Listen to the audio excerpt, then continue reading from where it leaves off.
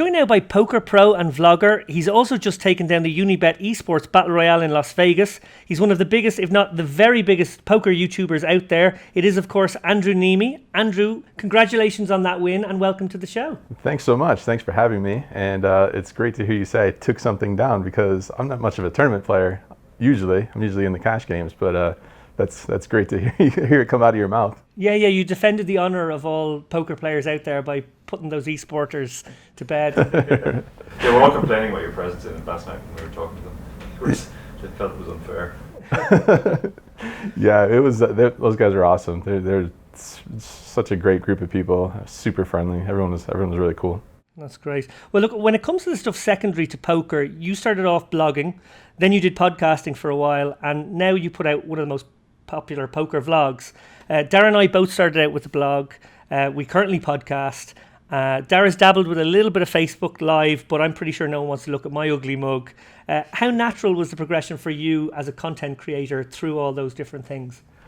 I don't know. I don't know if there's really like a sort of natural step from one to the next. I think it was just something along the lines of that looks interesting, or I have an idea for this or that, and I'll try it. I don't know if one really, sort of leads you to the next one.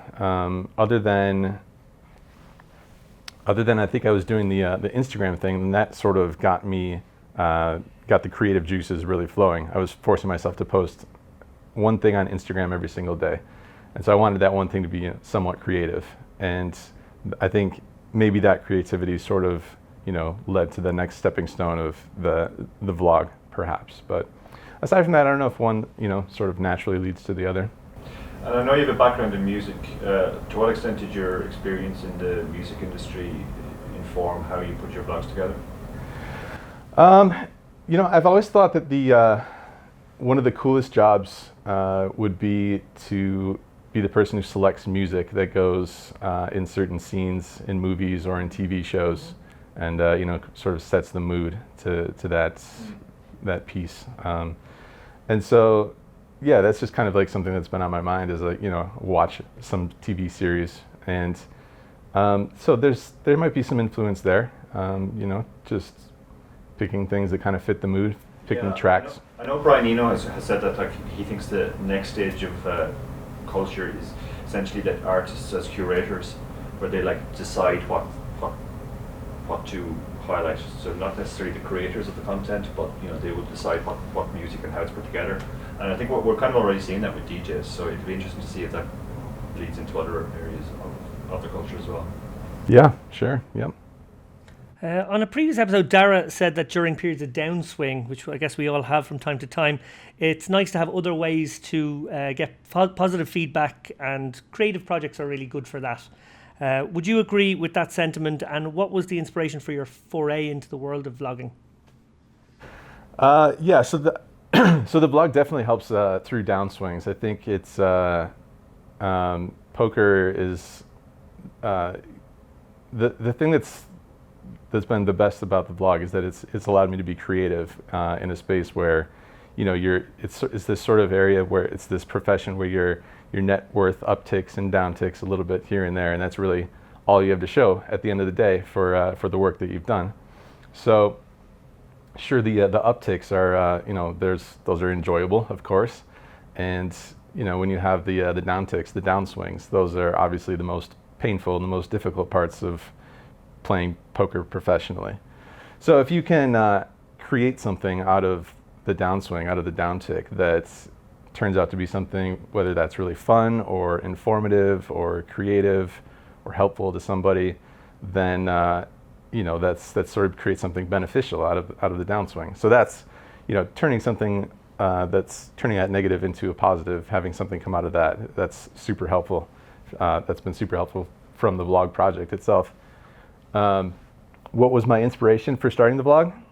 Yeah, or I guess like earlier on, you spoke about how there was no natural progression from one thing to another, but was it to come in visually and have a style in mind that was maybe a la your Instagram, like you said, or was there something about the narrative drive of a vlog as well?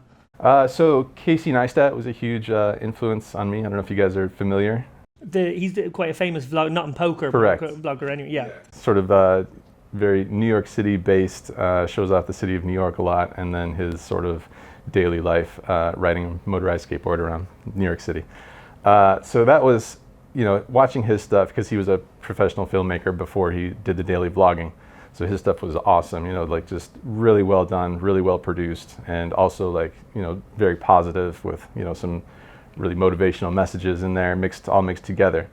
So I was watching his stuff for a while before I started my thing, and that was definitely the biggest inspiration on me kicking my thing off. And yeah, for me, it's sort of coming back to the whole, maybe missing a little bit of creativity in the daily grind, the daily poker grind. And I just sort of felt like that the low to medium stakes could use a little bit of, polish in the way that it was shown off. The sort of everyday approach to the grind. For the 1, 2, 2, 5 players out there, they have a sort of a product that expresses what that's like. You've been very honest in the past, actually, about the kinds of money people can make. I guess one side of poker is that it's very glamorized, and people maybe have that sort of James Bond sheen to it from the outside. But as you say, there's that whole other sort of middle class of poker player who make a living. They grind away. They have their upticks and downticks. It's probably similar to a lot of middle income jobs. Sure. And in that sense, it lacks maybe a little bit of glamour.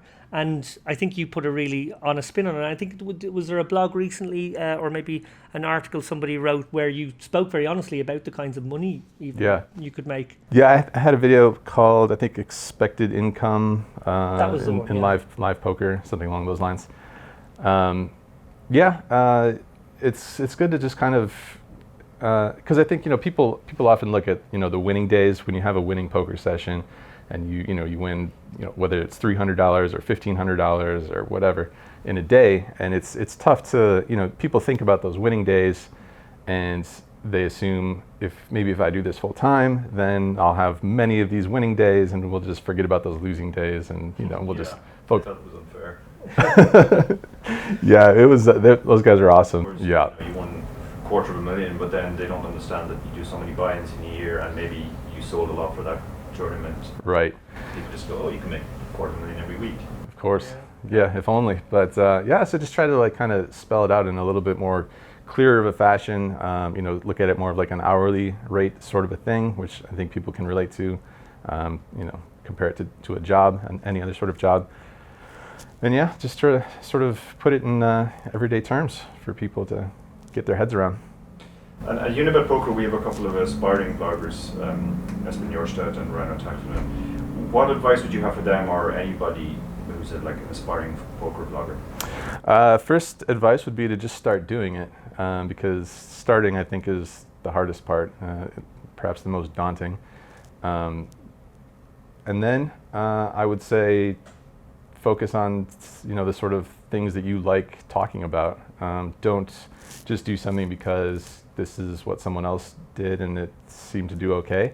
You're going to want to keep doing the thing that you enjoy talking about and enjoy filming, and creating the thing that you get pleasure out of from the creative standpoint. So that's going to keep you motivated to keep doing it. It's a ton of work. So I think you're going to find out that editing videos are quite the project, and it's quite the workload. But when you're doing something that you actually enjoy doing, that workload becomes a little bit easier to tackle. Well, speaking of which, your eye for what works visually and your exceptional editing really make your vlogs stand out from what is already quite a crowded medium. Following up on what Dara just said there, like I would probably send some of these guys on film courses, because some of the vlogs are very basic and people are just pointing cameras, and I do think lacking any kind of visual style is problematic in the first place. You've got people putting out fairly low-end content, not yourself, of course. I know from personal experience with this show how painstaking editing can be. It's clear that you put in a lot of editing in that process. How anal are you about what stays in and what ends up on the cutting room floor? I'm probably somewhere in the middle of the scale, I think. It takes me a while to get a video put together and edited, somewhere around 6 to 8 hours on average. So that's like basically a full day of work. I could definitely be faster, but I also don't I think I don't over-record like too many things for each day. So I basically have like my footage, and you know, I think maybe once I've gone back to like a casino or something to re-record something if it just something was wrong with it, something the way I explained something or what have you. So I basically have my footage there, and there's not too much that can be done with it aside from cutting things here and there. How much footage would you be talking about? Like what do you film to what's the ratio? I probably record about 45 to an hour's worth, 45 minutes to an hour's worth of footage. That's efficient. Yeah, that's what I mean. Like I don't really over-record things, you know, and a lot of that is I'll have like 10 to 15 minutes of a driving scene that's then like, you know, cut down to 30 seconds, if that. So yeah, I guess I don't capture too much unnecessary stuff that doesn't end up making it in. I'm guessing some poker room managers don't take kindly to somebody whipping out a camera at the table. I almost got myself arrested actually in Vegas this year for walking around the Gold Coast, Facebook living. You almost got arrested, is that what you said? Yeah. And in Brighton this year, actually, I saw a player get really irate when somebody was filming their whole cards at the table. They didn't really understand what was going on. Yeah. Like, first of all, do you clear it with the poker room managers before you film, and have you had any sort of like negative reactions from players at the table? So the first question is, do I clear it with poker room managers before I film? And the answer is no. I never. Oh wow! I never asked. Guerrilla filmmaker. I never asked for permission. That's sort of the mantra or whatever that I worked with. Was it's much better to ask for forgiveness than it is to ask for permission. Because I basically knew what the answer would be. The answer would for sure be no. There's sort of, you know, this general policy of no filming in the poker room, and as well like in the casino, you know, like no cameras at the gaming tables. And I also knew that like they wouldn't, the poker room managers, while I was pretty sure they would have enjoyed the final product, I don't think they would have been able to get their heads around what I was doing and like what the idea was. So yeah, I sort of just like went at it and started doing it, and it's pretty much as expected. You know, eventually, at most of the properties, the nicer properties, like here at the Wynn, and then the Ari and the Bellagio, all the spots where they have the higher stakes. Unfortunately, they've kind of said, yeah, we can't, you know, we got to kind of stick to the policy here. We can't really have filming. That being said, we really like this. We wish we could do this right now. We just got to, you know, take some more time to sort of figure out how we're going to, you know, set this up. So it's very much an ongoing discussion, but it's all been positive feedback from the poker room managers themselves. They really see the value in, you know, showing off poker in this, in this manner. It's a great advertisement in the end of the day, and they're getting it for free. Yeah, it's promotion for the game and it's promotion for the property for sure. I know I try to keep things, you know, positive. I basically just go to the properties that I'm a fan of anyway. So I'm naturally going to talk positively about them. Well, being the subject matter and the director / cinematographer does require a certain duality, not just of skill, but also of perspective. You have to be simultaneously sort of inside the scene and then also kind of outside of it, looking at yourself. How difficult is that to achieve? Yeah, I guess it's a little weird. I mean, I guess I try not to think about it too much. You know, it's at the end of the day, it's a video, it's a vlog, and it's, you know, it's like a video diary. So I'm sort of just sort of explaining what's happened that day, you know, as the day progresses. And then, you know, there's the shots in between where you sort of set the scene. You know, you get some exterior shots and some B-roll and all that stuff. So that's where the real, like, you know, creative juices have to flow a little bit. But yeah, I don't know. I sort of just point the camera at my face and talk into it about like this poker hand that happened, or this bar that we're at that's a favorite of mine, and, you know, stuff like that, and just let it happen. It's often the case that artists are not the best salespeople of their work, but you managed to grow a very big following in a short period of time. I remember when I used to speak to David Bowie, one of the things that the points that he used to make was that in his mind there was like two David Bowies. There was David Bowie, the artist, who went into the studio and recorded, and he didn't think at all about how it would sell or how it would come across. Anything. He was just a pure artist. But then once that process was finished, his job now is to sell that as well as possible, and he didn't care what he had to do. Essentially, he saw himself almost as a prostitute selling, just to sell his art. Do you have that sort of same distinction, or as you're sort of filming, are you also thinking about how it's going to appear itself? I think I'm pretty similar.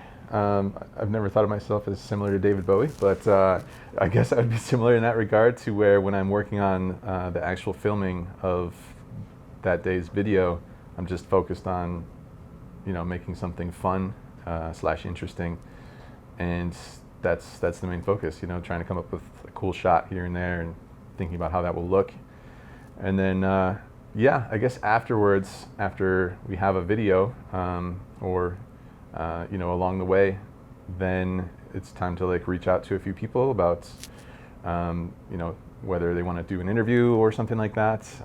Any way I can help out with them, if we can, collaborate in some fashion, then that happens afterwards. Of course, occasionally there's, when we'll say like Doug and I, Doug Polk, we've talked a couple times about maybe getting together and, doing a video together, a couple videos together. So like in the creation of that, that's gonna do well to, cross promote and sell itself. But I think for the most part, it's just when I'm creating the video, it's just kind of focused on telling the story of the day.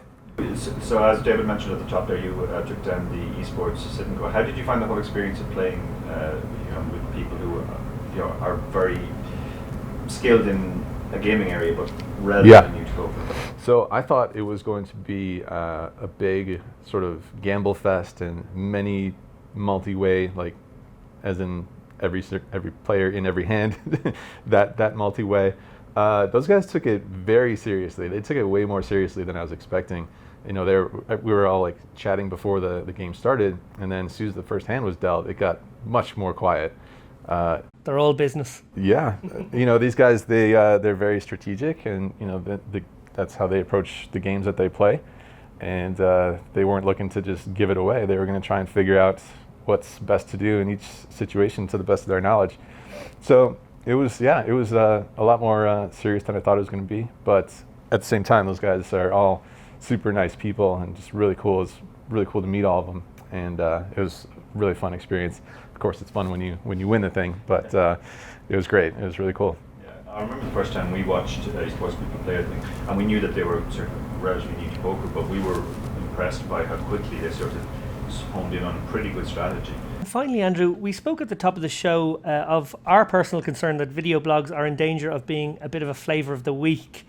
Poker vlogs have already become a bit samey, that obligatory walking through the airport shot, that plane taking off, plane landing shot. You sort of see them in everyone's blogs these days, or vlogs these days.